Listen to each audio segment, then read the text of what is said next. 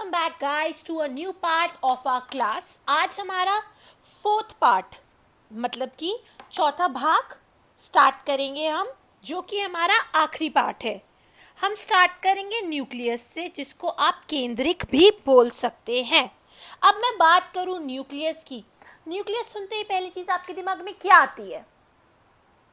किसी के घर कंप्यूटर होगा, लैपटॉप भी होगा, उसके बारे में सुना होगा कि इसमें सीपीयू है, या कंप्यूटर में तो सीपीयू अलग से एक बॉक्स आता है, ये एक अलग से डब्बा होता है ये सीपीयू का। अब सीपीयू के बारे में तो पढ़ा ही है हमने, उसका स्ट्रक्चरल कंट्रोल यूनिट है कि पूरा जो कंप्यूटर है वो कौन कंट्रोल करता है? सीपीयू कंट्रोल करता है। उसके अंदर क्या प्रेजेंट होता है, क्या मौजूद होता है? सारी फाइल्स, सारी इंफॉर्मेशन। तो इसी तरीके से अब हम इसको इंटरकनेक्ट करते हैं, हम इसको जोड़ते हैं। न्यूक्लियस या केंद्रक क्या होता है? सीपीयू एक सेल का स्पेशलाइज्ड और प्रिंसिपल ऑर्गेनेल होता है। स्पेशलाइज्ड मतलब विशेष, और प्रिंसिपल मतलब काफी ज्यादा सोच समझ के और एक ही काम करने वाला। और कंटेन क्या करता है? सारा जेनेटिक मटेरियल, सारी जानकारी जेनेटिक के बारे में कंटेन करता है। मतलब कि सारी फाइलें, जितनी भी फाइलें हैं वो सब क्या रहेगी? न्यूक्लियस के पास। अब किस चीज की फाइलें रहेगी? फाइलें रहेंगी सारी एक्टिविटीज के लिए। फॉर एग्जाम्पल, इन फंक्शंस का एग्जाम्पल अब हम पढ़े। मेटाबॉलिज्म, उपापचय, उपापचय मेटाबॉलिज्म। मेटाबॉलिज्म क्या होता है? जो हमारी सारे शरीर में गतिविधियां चल रही होती है, खाना डाइजेस्ट करना, ब्रीथ को तो हम एक फिजिकल एक्टिविटी कहते हैं, तो उसकी केमिकल एक्टिविटी क्या हो जाएगी? रेस्पिरेशन। अब हम बात करते हैं हेरिडिटरी ट्रांसमिशन की। जितना भी माँ बाप से बच्चों की तरफ मटेरियल जाएगा वो सब न्यूक्लियस से जाएगा। अब बात करें इसकी खोज कब हुई थी? खोजा गया था इसको सबसे पहले 1831 में रॉबर्ट ब्राउन के द्वारा।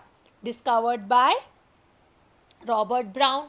डिस्क्राइब्ड भी आप कह सकते हो, क्योंकि रॉबर्ट ब्राउन ही था जिसने इसको ढूंढ के पूरी तरीके से डिस्क्राइब किया कि इसका क्या काम है। अब फ्लेमिंग के बारे में बात करते हैं। फ्लेमिंग ने क्रोमैटिन वर्ड को कॉइन किया, या हमें क्रोमेटेड वर्ड दिया। अब हम बात करें कि इसकी डाई कैसी होगी। अब किसी भी सेल को या फिर किसी भी चीज़ को माइक्रोस्कोप के नीचे रखने से पहले उसको डाई करना होता है। हमारी दो तरीके की डाई होती है, एक स्पेसिफिक डाई, एक स्पेशलाइज्ड डाई जिसको कह सकते हैं, और दूसरी बेसिक डाई। जो बेसिक डाई है वो यूज्ड होगी, कोई स्पेशलाइज्ड या कोई स्पेसिफिक डाई का इस्तेमाल नहीं होगा। ये सबसे बड़ा लार्जेस्ट ऑर्गेनेली है, और ये क्या है? Brain of the cell, cell का दिमाग है। अब इसकी अकरेंस कहाँ है? ऑल यूकैरियोटिक सेल, सारे यूकैरियोटिक सेल मतलब सारे मॉडर्न सेल में है, एक्सेप्ट आरबीसी, हमारे खून में आरबीसी, और sieve cell of vascular plant. और प्रोकैरियोटिक में क्या है? It lacks nucleus. Prokaryotic cell में कहीं साइड में, कोने में या बीच में जेनेटिक मटेरियल ऐसे ही पड़ा होता है विदाउट कोई एनवोलॉप, और उसको हम कहते हैं न्यूक्लियोइड। अब हम इसके अल्ट्रा स्ट्रक्चर की बात करें। अल्ट्रा स्ट्रक्चर देखते समय हम हमेशा सेल की इंटरफेस स्टेज को देखते हैं, जब हमारा सेल डिवाइड नहीं कर रहा होता, no division is taking place, और वो क्या है? हाईली एक्सटेंडेड, हाईली इलैबोरेट, विस्तृत न्यूक्लियोप्रोटीन फाइबर है। न्यूक्लियोप्रोटीन फाइबर जिसको हम कहेंगे क्रोमैटिन। न्यूक्लियर मैट्रिक्स भी होगा वहाँ पे, जो तरल पदार्थ जैसा कि एक नॉर्मल सेल में होता है, वैसे ही एक न्यूक्लियस के अंदर भी एक न्यूक्लियर मैट्रिक्स होता है। एक या एक से ज़्यादा स्फेरिकल बॉडीज, गोलाकार बॉडी। अब हम एक डायग्राम देखते हैं।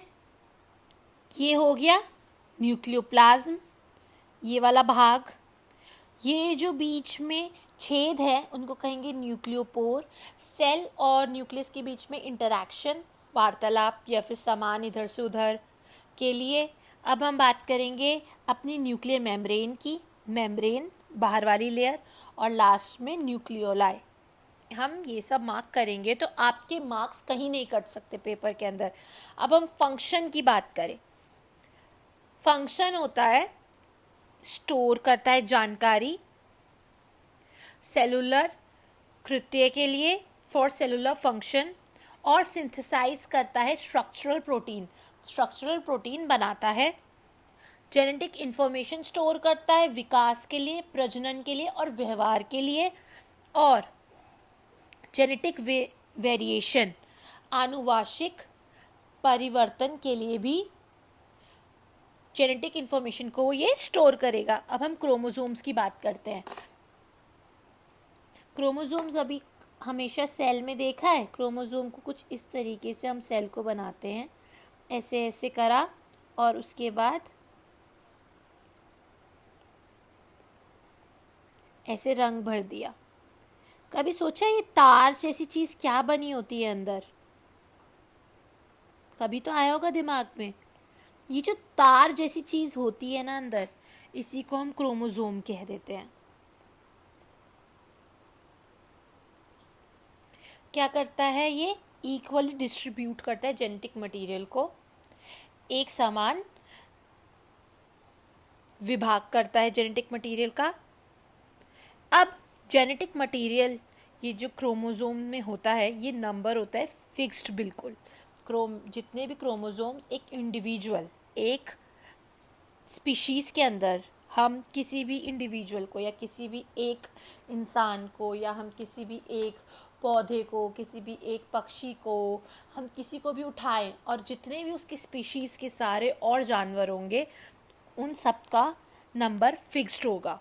जैसे कि हम एक आदमी की बात करें, एक आदमी के अंदर अप्रॉक्स 23 पेयर्स मतलब 43 क्रोमोसोम्स होते हैं। और ये क्रोमोसोम एक साथ 2 मीटर तक लंबे हो सकते हैं। इनका कॉम्पोजिशन क्या होता है? डीएनए और बेसिक प्रोटीन, जिनको हम हिस्टोन्स भी कह सकते हैं। कुछ नॉन हिस्टोन और आरएनए भी प्रेजेंट होता है न्यूक्लियस के अंदर, जो क्रोमोसोम्स होते हैं उनमें। और हर एक क्रोमोसोम में एक प्राइमरी कॉन्स्ट्रिक्शन, एक पहली कॉन्स्ट्रिक्शन होती है जो सेंट्रल साइड में होती है, जो बीच की तरफ थोड़ा ऊपर नीचे या काफ़ी हद तक ऊपर भी जा सकता है, और इसको हम कहते हैं काइनेटोकोर्स। 4 तरीके के क्रोमोसोम होते हैं। एक होता है मेटासेंट्रिक, इसमें दोनों आर्म्स इक्वल लेंथ के होते हैं, और जो सेंट्रोमियर होता है वो बिल्कुल बीच में होता है। कहाँ होता है? बीच में।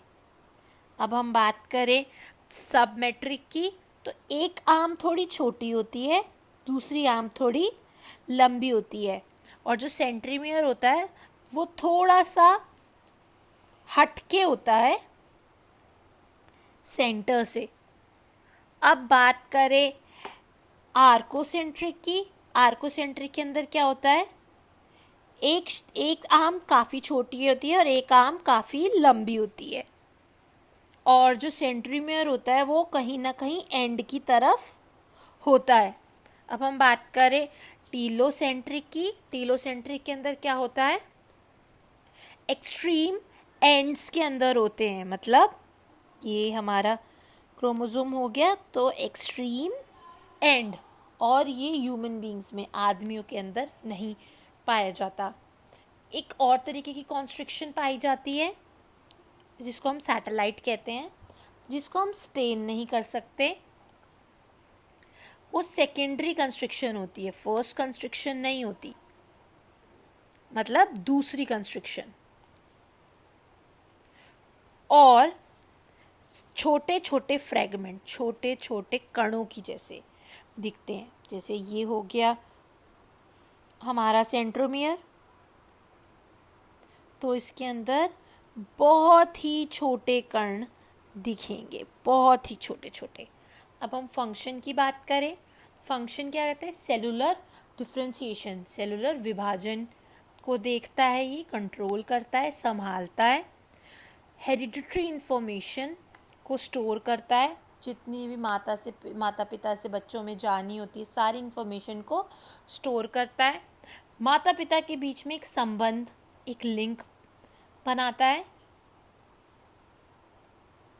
सारी की सारी सेल का मेटाबॉलिज्म है उसको कंट्रोल करता है और इंट्रोड्यूस करता है क्रॉसिंग ओवर। क्रॉसिंग ओवर अगर मैं बात करूँ तो कैसे होती है क्रॉसिंग ओवर? जैसे कि ये मेरा एक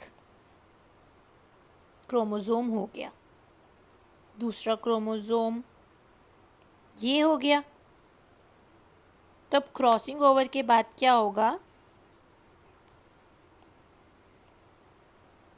मेरे जो नए क्रोमोसोम्स होंगे वो कुछ इस प्रकार दिखेंगे।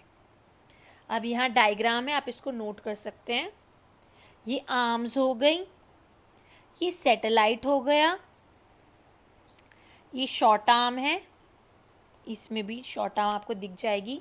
नीचे वाली लॉन्ग आर्म्स हैं, सेंट्रोमियर्स दिख रहे हैं, और सेकेंडरी सेंट्रिक जो है यहाँ पर। इसी के साथ हमारा चैप्टर एंड हो जाता है। एक क्विक रिकैप करते हैं। न्यूक्लियस क्या होता है? सीपीयू होता है सेल का, स्पेशलाइज्ड होता है और प्रिंसिपल ऑर्गेनेली होता है। सारी जेनेटिक मटेरियल को स्टोर करता है, file for every activity. Example क्या होगा फंक्शन के? Metabolism, hereditary transmission. पहली बार रॉबर्ट ब्राउन ने डिस्क्राइब किया था 1831 में। फ्लेमिंग ने क्रोमेटिन वर्ड को कॉइन किया था या नाम दिया था क्रोमेटिन। बेसिक डाई यूज होता है, लार्जेस्ट सबसे बड़ा ऑर्गेनल है। दिमाग है सेल का। उसके बाद अकरेंस है all the eukaryotic cell except RBCs and sieve cell of vascular plant. Prokaryotic की बात करते हैं तो वेल ऑर्गेनाइज्ड नहीं होता, इसीलिए न्यूक्लियस नहीं होता, इसकी जगह न्यूक्लॉइड होता है। अल्ट्रास्ट्रक्चर की बात करें तो अल्ट्रास्ट्रक्चर हम सिर्फ इंटरफेस में देखेंगे जब सेल डिवाइड नहीं कर रहा होगा, और हमें न्यूक्लियोप्रोटीन फाइबर दिखेंगे जिनको हम क्रोमेटिन कहेंगे। न्यूक्लियर मैट्रिक्स होगा और कुछ गोलाकार बॉडी, स्फेरिकल बॉडीज होंगी जिसको हम न्यूक्लियोइ कहेंगे। ये हमारा डायग्राम हो गया। फंक्शंस है, it store information. Cellular function के लिए। फिर it control synthesis of structural protein, structural protein की सिंथेसिस के लिए। स्टोर करता है जेनेटिक मटेरियल, विकास, प्रजनन और व्यवहार के लिए। इंक्लूड इसके अंदर होता है जेनेटिक वेरिएशंस भी।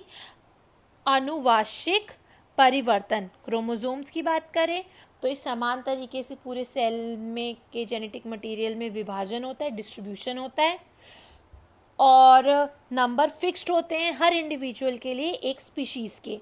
एक आदमी के अंदर, एक नॉर्मल आदमी के अंदर, मैं इसको थोड़ा बोल्ड कर देती हूँ, 23 पेयर्स होते हैं, मतलब 43 क्रोमोसोम होते हैं। लॉन्ग थ्रेड होती है जो कि 2 मीटर तक लंबी हो सकती है। उसके अलग अलग पार्ट जो एक एक क्रोमोसोम होगा वो 43 आएंगे। कॉम्पोजिशन क्या होता है? आरएनए और बेसिक प्रोटीन, हिस्टोन। कुछ जो नॉन हिस्टोन प्रोटीन्स होते हैं वो, और आरएनए भी प्रेजेंट होता है। अब प्राइमरी कॉन्स्ट्रिक्शन जो सेंट्रल में होता है उसको काइनेटोकोर्स कहते हैं। 4 तरीके का होता है। पहला तरीका मेटासेंट्रिक, बीच में सेंट्रोमियर होगा, आर्म्स इक्वल होंगे। दूसरा सब सेंट्रिक, 2 आर्म छोटी होगी ऊपर वाली, पीछे वाली लंबी होगी, और सेंट्रोमियर थोड़ा सा सेंटर से हटके होगा। अब जो एक्रोसेंट्रिक है इसकी एक आर्म बहुत ही छोटी होगी, दूसरी आर्म बहुत लंबी होंगी, और जो सेंट्रोमियर है वो एंड की तरफ प्रेजेंट होगा। टीलोसेंट्रिक में जो सेंट्रोमियर होगा वो एक्सट्रीम एंड पे प्रेजेंट होगा, और ये ह्यूमन बीइंग्स में प्रेजेंट नहीं होता। सैटेलाइट के बारे में बात करें हम, नॉन स्टेनिंग होता है, सेकेंडरी कंस्ट्रक्शन होता है, और स्मॉल फ्रैगमेंटेशन होता है। और अब हम फंक्शंस की बात करें तो कंट्रोल करता है cellular distribution, contain all hereditary information, सारी हेरिडिटरी इंफॉर्मेशन को कंट्रोल करता है, एक लिंक फॉर्म करता है ऑफस्प्रिंग्स और पेरेंट्स में, और कंट्रोल करता है मेटाबॉलिज्म, वेरिएशन इंट्रोड्यूस करता है क्रॉसिंग ओवर से, क्रॉसिंग ओवर मैंने एक्सप्लेन करी दी है, और ये लास्ट में डायग्राम है। तो अब हमारा ये चैप्टर एंड हो गया है। For more such videos please subscribe, like and share to our channel. Lots of love. Peace.